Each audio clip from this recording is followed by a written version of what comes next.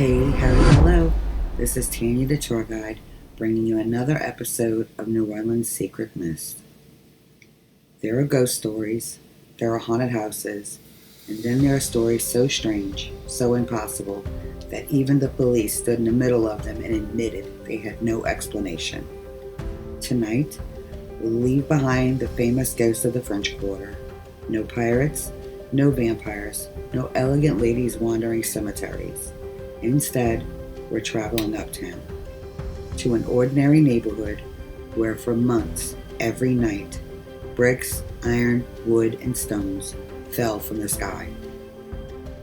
No one could find who threw them. Children were blamed. Neighbors accused one another.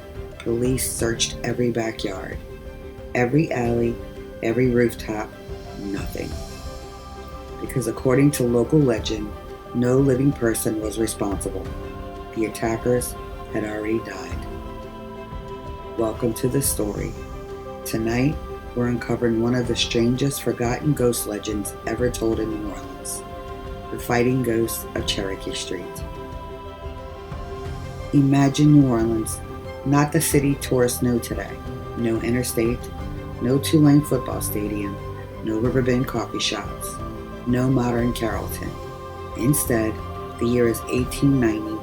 You're standing on Cherokee Street. The road beneath your feet isn't paved, it's packed earth. When it rains, it becomes ankle-deep mud. Children splash barefoot through puddles. Horse-drawn wagons grind deep ruts into the street. Mule-drawn streetcars creak toward Carrollton Avenue. Gas lamps flicker one by one as dust settles across the neighborhood. The smell isn't beignets. It's horses, coal smoke, fresh-cut lumber, river mud, and fireplaces burning pine. This part of town sat near the edge of New Orleans itself. Back then, people still thought of Carrollton as almost its own little town. Families knew every neighbor, children played in every yard, women gathered on front porches, men worked the docks, the railroads, river commerce, or nearby businesses along the Mississippi. It was peaceful, quiet, respectable, which made what happened here all the more terrifying. Today, the neighborhood is known as Black Pearl. The name wouldn't exist until decades later when city planners officially designated neighborhoods throughout New Orleans. The area would eventually become known for churches, community, and one remarkable woman, Mahalia Jackson, the Queen of Gospel, spent part of her early life singing in churches nearby. But long before Mahalia's voice echoed through these streets, another sound filled the neighborhood, the sound of flying bricks. Imagine you're sitting inside your modest wooden home. The family has finished supper. Oil lamps burn softly. Children prepare for bed. Outside, cicadas hum beneath enormous live oaks. Everything feels perfectly ordinary. Then, crash! A brick smashes into your backyard fence. You leap from your chair. Before you can even reach the door, another crashes. Then another. Wooden boards, iron scraps, broken bricks, they aren't falling from above. They're flying sideways, as if someone invisible is throwing them. Your first thought? Neighborhood boys. Teenagers causing trouble. You throw open the door, lantern in hand, you expect laughter, running footsteps. Instead, nothing. Not a soul. The family searched. Neighbors searched. Nothing. The next night, it happened again. And again. And again. Every evening, the exact same hour. Flying debris. Always the lost property. Never the neighbors. Always after dark. Always impossible. Eventually, the family called the police. Remember, this is Victorian New Orleans. Police officers didn't arrive in patrol cars. They came on foot, on horseback, lanterns swinging in the darkness. Heavy wool uniforms, star-shaped badges, nightsticks at their side. They searched behind every fence, every shed, every rooftop, every tree, Nothing. They hid nearby, waiting, watching. The officers expected pranksters. Instead, they witnessed bricks sail across the yard with no visible hands throwing them. Even the officers admitted they could not explain it. Brick striking wood, dog barking, women screaming, silence. Soon, curiosity seekers began arriving. Some believed it was a hoax. Others blamed neighborhood children. Still, others whispered, perhaps the devil himself had come to Cherokee Street. Newspapers began repeating the story. Neighbors gathered every evening, waiting, watching. Some prayed, some laughed, most left frightened. At the center of the mystery lived the Voss family. Ordinary people, hardworking, well-respected, no history of fraud, no desire for publicity. Most importantly, they had absolutely nothing to gain by inventing such a story. But someone else had once lived nearby. Someone everyone remembered. An old man named Abner White. Ask anyone on Cherokee Street, and they knew Abner. He wasn't famous. He wasn't wealthy. He wasn't important. He simply was mean. Children crossed the street to avoid him. Neighbors avoided conversation. He complained about everything. Noise, dogs, games, laughter, especially laughter. Nothing irritated Abner White more than children. While other elderly neighbors smiled as youngsters played marbles, or tag, or hoop rolling, Abner exploded with anger. Every bouncing ball, every giggle, every childish shout was, in his mind, a personal insult. People later joked, if you looked up cranky old white man in the dictionary, there'd be Abner's face glaring back. Whether that reputation was deserved or exaggerated through generations, we'll probably never know. Like many legends, facts become tangled with folklore. But every version agrees on one thing. Everyone remembered Abner White for being angry. And then, one afternoon, everything changed. Children were playing in the street, laughing together, when one little girl named Allie Voss accidentally bumped into him. No one knows exactly how hard. Most accounts suggest barely at all.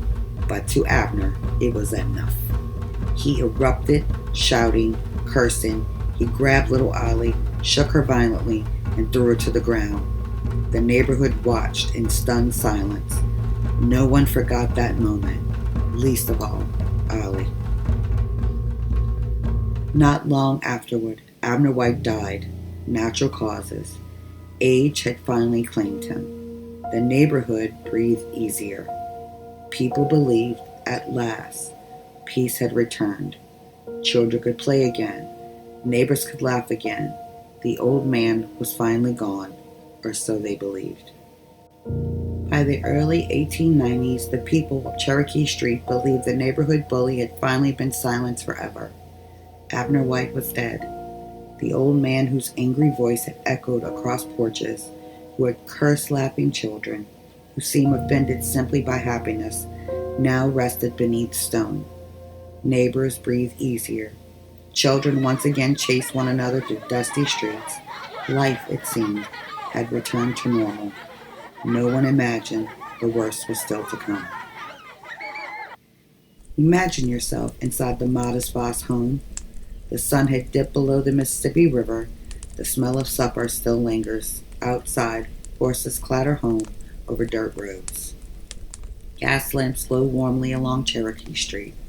Inside, Mrs. Voss tends the fire. Jacob Voss sharpens a farming tool by lantern light. Little Allie, only a child, laughs quietly while warming herself near the fireplace. To her, the fire was comforting, a place to escape the chill of a damp Louisiana evening. No one noticed the flames beginning to move differently. The fire pops, another pop, a loud crack. Mrs. Voss barely has the time to look up. Suddenly, a burning fragment of a brick explodes from the fireplace, not an ember, not ash, a broken section of fire-heated brick, flying directly toward Ollie. The room erupts in panic. The child screams.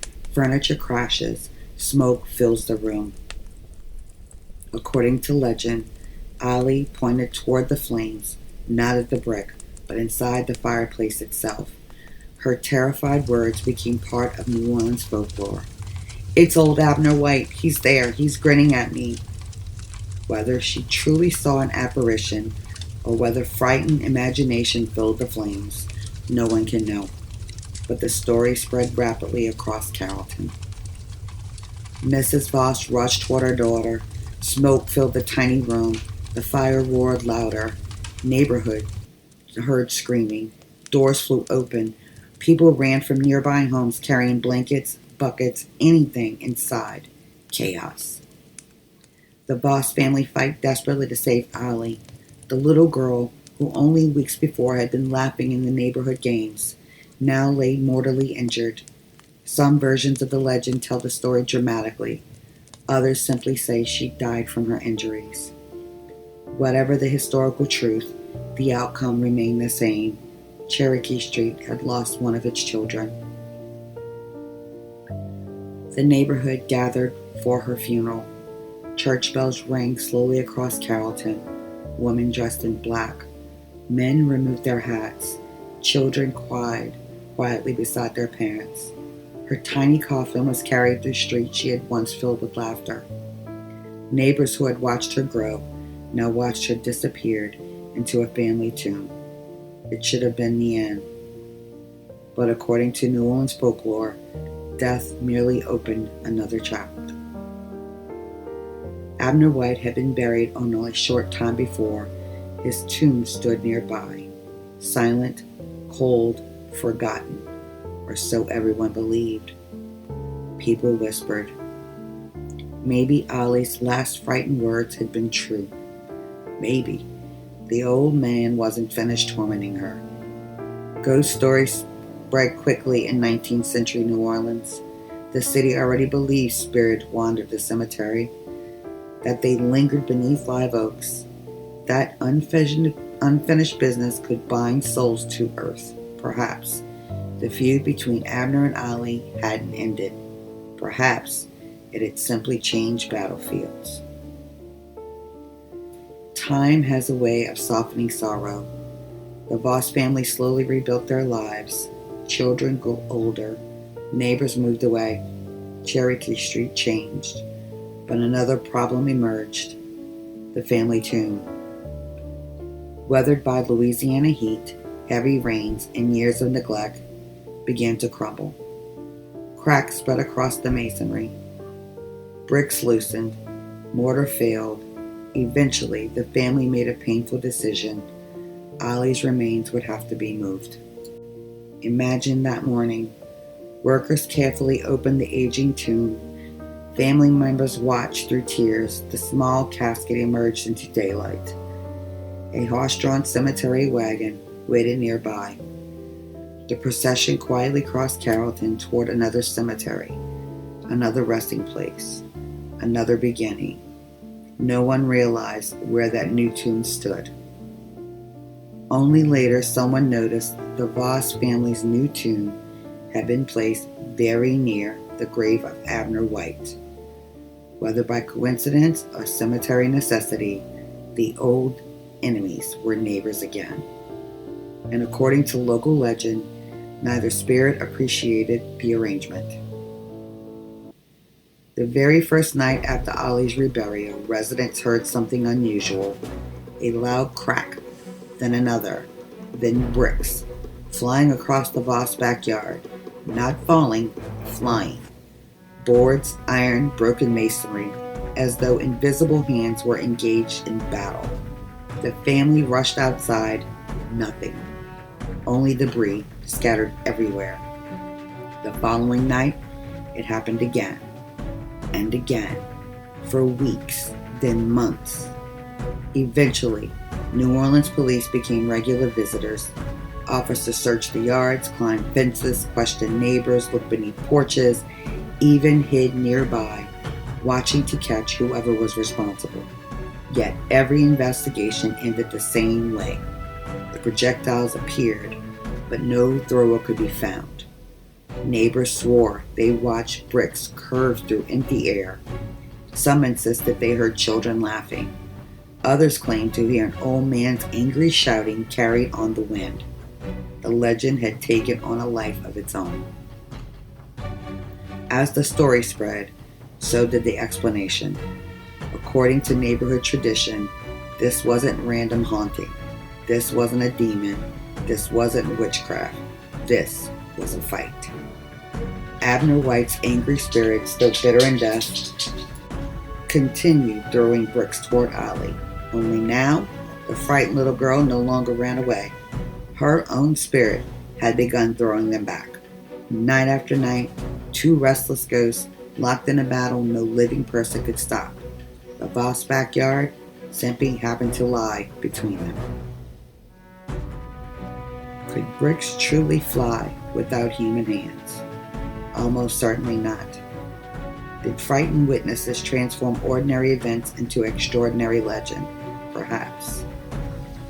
But every neighborhood has stories passed from porch to porch, from grandparents to grandparents. Whether history or folklore, the fighting ghost of Cherokee Street became one of New Orleans' most unusual supernatural tales. By now, Cherokee Street had become the neighborhood everyone in New Orleans was talking about. People no longer asked did something happen. Instead, they asked, what happened last night? Every morning, another pile of bricks, another collection of broken boards, another scattering of rusted iron. It had become so common that families swept debris from their yards before breakfast, only to discover another fresh pile waiting for them the next morning. What had begun as a frightening mystery was becoming one of the city's grandest curiosities. Word traveled remarkably fast in 19th century New Orleans. Before radio, before television, long before social media, there were newspapers, neighborhood gossip, church congregations, dock walkers, streetcar conductors, market vendors. Everywhere people gathered, someone mentioned Cherokee Street. Have you heard? The ghosts are fighting again. Soon, the quiet neighborhood found itself invaded, not by visitors, not by spirits, but by spectators. Families walked over after supper hoping to witness the phenomenon. Teenage boys dared one another to stand in the Voss yard after dark. Some climbed nearby fences, others hid behind porches. Several arrived carrying lanterns, determined to expose whoever was responsible. Each left disappointed or terrified. Nearly every night, the New Orleans Police Department returned. Their methods became increasingly thorough. Officers searched rooftops, climbed trees, examined chimneys, measured footprints in the mud. They questioned neighborhood children. One officer reportedly remarked that if someone was throwing bricks, they had to be invisible. The strangest part, the projectiles never appeared while officers looked in one direction, only after they turned. Would another brick suddenly sail across the yard? The mystery seemed almost to mock them. The newspapers loved stories like this. Remember, Victorian America had developed an enormous fascination with spiritualism. Across the country, people attended seances. Spirit photographers claimed cameras captured ghosts. Mediums filled theaters. Ordinary families attempted to speak with departed loved ones around dining room tables. New Orleans, already famous for ghosts, voodoo, ancient cemeteries, and supernatural folklore, was fertile ground for tales that blurred the line between fact and legend. Accounts of Cherokee Street spread through local conversation and later collections of Louisiana folklore, growing more dramatic with each retelling. While contemporary reporting on the alleged events is sparse and many details cannot be verified today, the legend endured because it captured people's imagination. Some versions insisted bricks flew in broad daylight. Others claimed only moonlight awakened the spirits. Every storyteller added another detail. Every listener remembered it slightly different. That is how folklore survives. As weeks became months, people began adding extraordinary details. One version claimed the spirits could be heard arguing. Another insisted an old man's laughter echoed through the trees. Still another described a young girl laughing fearlessly before another shower of bricks began. Perhaps the most sensational tale claimed that someone struck by the flying debris suffered a grotesque supernatural fate. There is no historical evidence supporting that story. Instead, it reflects something much older, the Victorian love of sensational storytelling. Ghost stories became larger with every telling, truth mixed with imagination, until separating one from the other became nearly impossible. One afternoon, as neighbors stood discussing the latest night's destruction, an elderly woman quietly listened. Unlike the younger residents, she remembered everything. She remembered Abner White. She remembered little Ollie. She remembered both funerals. She remembered something everyone else had forgotten. She asked a simple question. Where was Ollie buried after our old family tomb failed? Silence. Someone answered, near St. Mary's Cemetery. She nodded slowly, then asked another question. And where is Abner buried? Another silence. Someone finally replied, only a few tombs away. The old woman looked toward the cemetery, then back toward the Voss home. According to the legend, she quietly said, they're still neighbors. To modern ears, it sounds impossible, but to 19th century New Orleans, it made perfect sense. If spirits remain attached to their resting places, if resentment survived death, if Abner had hated Ollie in life, and Ollie now refused to be bullied, wouldn't they continue their quarrel, even after burial? Perhaps the flying bricks were not aimed at the Voss family at all. Perhaps the yard simply lay between two stubborn ghosts, still throwing stones at one another. It was an explanation rooted not in science, but in belief. Yet the neighborhood had run out of ordinary explanations. The Voss family made an extraordinary decision, not because they necessarily believed the story, because nothing else had worked. They purchased another burial place. Workers returned to the cemetery. Once again, Ollie's small casket was carefully lifted from its resting place. Family members gathered quietly. Prayers were offered. The funeral wagon rolled away. This time, they buried her far from Abner White. That night, neighbors waited. Lanterns glowed. Police watched. Children peered from bedroom windows. Everyone expected another barrage. Nothing happened. Minutes passed, then hours. No bricks, no stones, no boards. The following night, again, nothing. The mysterious attacks had ended as suddenly as they had begun. According to the legend, they never returned. One final detail makes the story unforgettable. Some versions claim that when the neighbors walked into the Voss yard after the hauntings ceased, the piles of broken bricks, splintered wood, and twisted iron vanished. In their place, green grass, flower beds, peaceful garden, as though the months-long battle had never happened. Whether symbolic or supernatural, it remains one of the most beautiful endings in New Orleans folklore. A place once scarred by fear returned to life. As historians, we have to ask difficult questions. Was there truly a barrage of unexplained projectiles? Were neighborhood pranksters responsible? Did memories become embellished over decades? Or did a tragic story about a child and a feared neighbor evolve into a ghost legend that gave emotional meaning to unexplained events? There are no definitive answers. What survives is not a police report proving ghosts, but a story passed from one generation to the next. And sometimes, the stories people choose to preserve tell us as much about community as documented history ever could. Today, Cherokee Street is quiet, families walk their dogs, children ride bicycles, neighbors wave from their porches. The nearby cemeteries still stand, watching over the neighborhood as they have for generations.